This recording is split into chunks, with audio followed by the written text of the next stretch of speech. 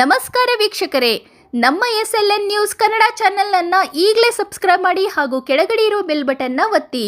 ಇದರಿಂದ ನಾವು ಅಪ್ಲೋಡ್ ಮಾಡುವ ವಿಡಿಯೋವನ್ನು ಎಲ್ಲರಿಗಿಂತ ಮುಂಚೆ ನೀವು ನೋಡಬಹುದು. ಇದನ್ನು ಲೈಕ್ ಮಾಡಿ, ಶೇರ್ ಮಾಡಿ ಹಾಗೂ ನಿಮ್ಮ ಅನಿಸಿಕೆ ಅಭಿಪ್ರಾಯಗಳನ್ನು ಕಮೆಂಟ್ ಮೂಲಕ ನಮಗೆ ತಿಳಿಸಿ. ನಮ್ಮ ಚಾನೆಲ್ನಲ್ಲಿ ಸುದ್ದಿ ಮತ್ತು ಜಾಹೀರಾತುಗಳನ್ನು ನೀಡಲು ದೂರವಾಣಿ ಸಂಖ್ಯೆ 9945874894.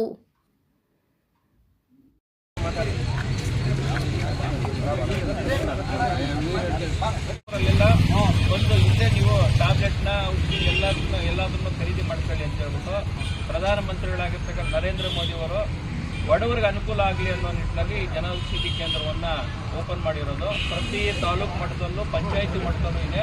ಹಾಗಾಗಿ ನೀವು ಬೇರೆಯವ್ರಿಗೂ ಈ ವಿಷಯವನ್ನು ಮುಗಿಸ್ತಕ್ಕಂಥ ಕೆಲಸ ಮಾಡಬೇಕು. ಬಡ ಬಾಂಧವರು ಯಾರಿದ್ದಾರೆ, ಆರ್ಥಿಕವಾಗಿ ಯಾರು ಜಗದೀಶರಾಗಿದ್ದಾರೆ, ಅವರೆಲ್ಲರೂ ಇಲ್ಲಿಗೆ ಬಂದು ಈ ಅನುಕೂಲ ಪಡ್ಕೊಳ್ಳಿ ಅಂತ ಹೇಳ್ಬಿಟ್ಟು ನೀವು ಹೇಳಬೇಕಾಗ್ತದೆ. ಕಡಿಮೆ ಪ್ರೈವೇಟ್ ಸ್ಟೋರಲ್ಲಿ 100 ರುಪೀಸ್ ಸಿಗೋದು, ಇಲ್ಲಿ ಒಂದು 30-40 ರುಪೀಸ್ ಸಿಗ್ತಾ ಇದೆ. ಎಲ್ಲರಿಗೂ ಅವೇರ್ನೆಸ್ ಕೊಡ್ತಾ ಇದ್ದೀವಿ, ಇಲ್ಲೇ ತಗೊಳ್ಳಿ ಅಂತ. ನಿಮ್ಮ ಜೊತೆ ಕರ್ಕೊಂಡ್ಬಂದಿರೋ ಪೇಷಂಟ್ಗಳಿಗೆಲ್ಲ ನಾವು ಇಲ್ಲೇ ಕೋರ್ಸ್ಬಿಟ್ಟು ಹೋಗ್ತೀವಿ. ಹಾರ್ಮಿನ್ ಬೌಲ್ ಆಗ್ಬೋದು, ಐರನ್ ಇಂಜೆಕ್ಷನ್ ಆಗ್ಬೋದು. ಪ್ರೈವೇಟಲ್ಲಿ 100 ರುಪೀಸ್ ಸಿಗೋದು, ಇಲ್ಲಿ 20 ರುಪೀಸ್ ಸಿಗುತ್ತೆ ಅಂತ ಇಲ್ಲಿ ಕೊಡ್ತಾ ಇದ್ದೀವಿ. ಚೆನ್ನಾಗಿ ಅನುಕೂಲ ಆಗ್ತಾ ಇದೆ. ಚೆನ್ನಾಗಿರೋ ಮೆಡಿಸಿನ್ ಕೊಡ್ತಾ ಇದ್ದಾರೆ. ನಮ್ಮ ಪ್ರಧಾನಮಂತ್ರಿ ಜನೌಷಧಿ ಕೇಂದ್ರದ ಸಂಸ್ಥಾಪನಾ ದಿನ ಅಂಗವಾಗಿ ಇವತ್ತು ನಮ್ಮ ಭಾರತೀಯ ಜನತಾ ಪಕ್ಷ ಕ್ರಿಯೇಟರ್ ವಿಧಾನಸಭಾ ಕ್ಷೇತ್ರದ ವತಿಯಿಂದ ಯಾರೆಲ್ಲ ಜನರೇಟ್ನ ಫಲಾನುಭವಿಗಳಿದ್ದಾರೆ ಅವರಿಗೆ ಸಾಮೂಹಿಕವಾಗಿ ಗಿಡ ನೆಡುವ ಕಾರ್ಯಕ್ರಮವನ್ನು ನಮ್ಮ ಸಾರ್ವಜನಿಕ ಆಸ್ಪತ್ರೆಯಲ್ಲಿ ಹಮ್ಮಿಕೊಂಡಿದ್ವಿ. ಇವತ್ತು ಕಾರ್ಯಕ್ರಮಕ್ಕೆ ಆಗಮಿಸಿದಂಥ ಗ್ರಾಮಾಂತರ ಮಂಡಲದ ಅಧ್ಯಕ್ಷರಾದ ಆನಂದ್ ಅವರಿಗೆ ಸ್ವಾಗತವನ್ನು ಬಯಸ್ತೇವೆ. ನಮ್ಮ ವಿಶ್ವ ನಾಯಕರಾಗಿರ್ತಕ್ಕಂತಹ ನರೇಂದ್ರ ಮೋದಿಯವರ ಮಹತ್ವಾಕಾಂಕ್ಷಿ ಯೋಜನೆಗಳಲ್ಲಿ ಒಂದಾದ ಜನ ಔಷಧಿ ಕೇಂದ್ರದ ಸಂಸ್ಥಾಪನಾ ದಿನ ಇವತ್ತಿನ ದಿವಸ.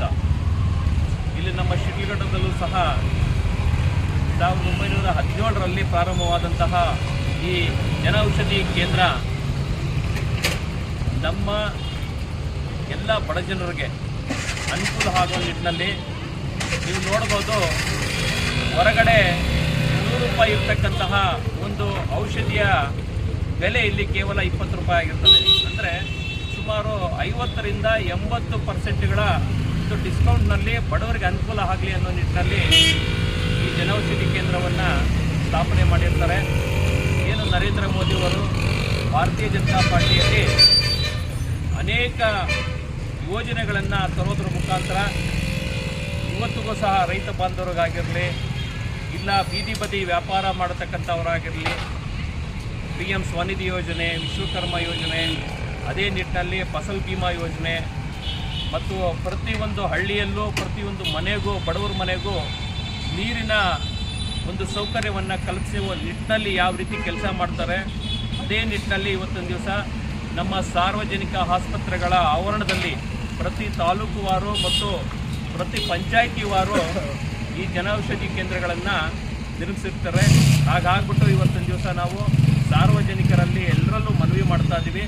ಈ ಸದುಪಯೋಗವನ್ನು ಎಲ್ಲರೂ ಬಳಸ್ಕೋಬೇಕು ಹಾಗೂ ಇದನ್ನು ವಿಸ್ತಾರವಾಗಿ ಎಲ್ರಿಗೂ ತಿಳಿಸೋ ನಿಟ್ಟಿನಲ್ಲಿ ಇವತ್ತಿನ ದಿವಸ ಎಲ್ಲ ನಮ್ಮ ಮುಖಂಡರು, ಕಾರ್ಯಕರ್ತರು ಈ ಆವರಣದಲ್ಲಿ ನೆರೆದು ಬರ್ತಕ್ಕಂಥ ಯಾರು ಔಷಧಿಯನ್ನು ಖರೀದಿ ಮಾಡಲಿಕ್ಕೆ ಬರ್ತಾರೆ ಅವರಿಗೆ ಒಂದು ಸಸಿಯನ್ನು ನೆಡೋದ್ರ ಮುಖಾಂತರ ಹಾಗೂ ಅವ್ರಿಗೆ ಒಂದು ಸಸಿಯನ್ನು ಕೊಡೋದ್ರ ಮುಖಾಂತರ ನಾವು ಇದನ್ನು ಒಂದು ಅವೇರ್ನೆಸ್ನ ಜನಸಾಮಾನ್ಯರಿಗೆ ತಿಳಿಸ್ತಕ್ಕಂಥ ಕೆಲಸವನ್ನು ನಾವು ಇವತ್ತಿನ ದಿವಸ ಮಾಡ್ತಾ ಇದ್ದೀವಿ.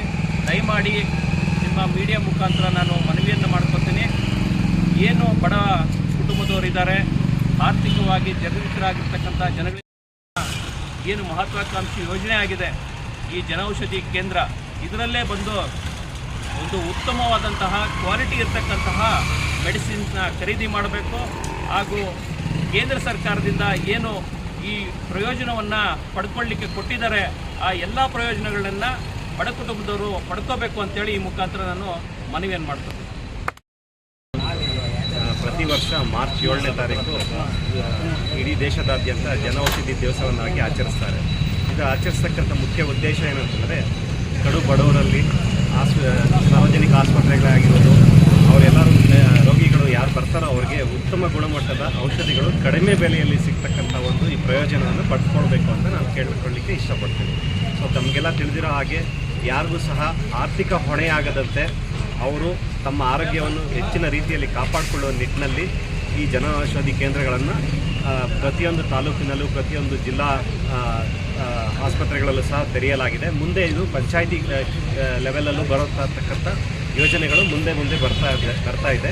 ಸೊ ಎಲ್ಲ ಸಾರ್ವಜನಿಕರು, ಎಲ್ಲ ಬಡವರು ಸಹ, ಎಲ್ಲ ರೋಗಿಗಳು ಸಹ ಇದರ ಒಂದು ಸದುಪಯೋಗವನ್ನು ಪಡ್ಕೋಬೇಕು ಅಂತ ಹೇಳಲಿಕ್ಕೆ ನಾನು ಇಚ್ಛೆ ಪಡ್ತೀನಿ. ಅಂತ ಇದು ಭಾರತೀಯ ಪ್ರಧಾನಮಂತ್ರಿ ಜನೌಷಧಿ ಕೇಂದ್ರ ಅಂತ ಇದು ಫಸ್ಟು ಸ್ಟಾರ್ಟ್ ಮಾಡಿದ್ದು 2008-10ನಲ್ಲಿ, ಫುಲ್ಲಿ ಎಸ್ಟಾಬ್ಲಿಷ್ ಆಗಿದ್ದು 2017ನಲ್ಲಿ. ಆವಾಗ ಬರೀ ಕ್ಯಾಪಿಟಲ್ ಸಿಟೀಸಲ್ಲಿ ಮಾತ್ರ ಓಪನ್ ಆಗಿತ್ತು. ಇವಾಗ ಪ್ರತಿಯೊಂದು ತಾಲೂಕು ಹಾಸ್ಪಿಟ್ಲಲ್ಲಿ ಎಲ್ಲ ಕಡೆ ಓಪನ್ ಆಗಿದೆ. ಇದರಲ್ಲಿ ಅರೌಂಡ್ 2600 ಮೆಡಿಸಿನ್ ಸಿಗುತ್ತೆ. ಈಗ ಡೇಟಾ ಪ್ರಕಾರ 10 ಇಯರ್ಸಿಂದ 13,000 crore ಅಂದರೆ ಉಳಿದಿದೆ ದುಡ್ಡು ಜನಗಳಿಗೆ. 30,000 ಕೋಟಿಯಷ್ಟು ದುಡ್ಡು ಜನಗಳಿಗೆ ಉಳಿದಿದೆ ಇವಾಗಿರೋ ಡೇಟಾ ಪ್ರಕಾರ 10 ಇಯರ್ಸಿಂದ. ಆಲ್ಮೋಸ್ಟ್ ಬಡವರು ಎಲ್ಲ ಆಚೆ ಕಡೆ ಹೋಗಿ 200-300 ಇರೋದು ಒಂದು ಚೀಟಿಲಿ 20-30-50 ಈ ಥರ ಕೊಟ್ಟು ತೊಗೊಳ್ಬೋದು. ಮೆಡಿಸಿನ್ ಚೆನ್ನಾಗಿ ಕೆಲಸ ಮಾಡುತ್ತೆ.